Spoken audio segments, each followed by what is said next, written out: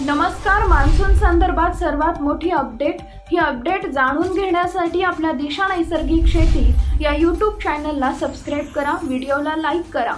April महिन्याच्या सुरुवात होऊन आता एक आठवडा उलटलाय. येत्या काही दिवसांनी आता उन्हाळा जाईल आणि पावसाळ्याला सुरुवात होणार आहे.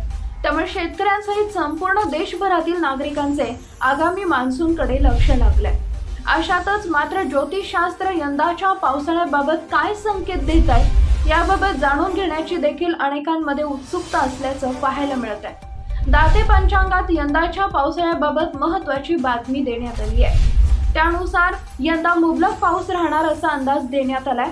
मान्सून आगमन केव्हा करणार? दाते पंचांगानुसार यंदा मान्सूनचे महाराष्ट्रात 10 जूनच्या सुमारास आगमन होण्याची दाट शक्यता आहे.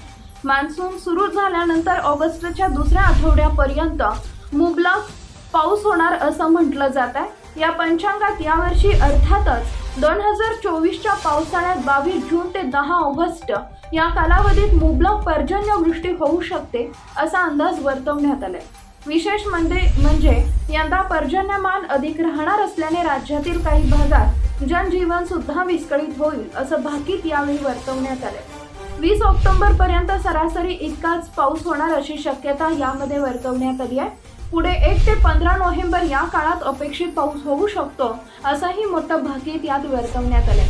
एकंदरीत यावर्षी चांगल्या पावसाची शक्यता वर्तवण्यात आली आहे.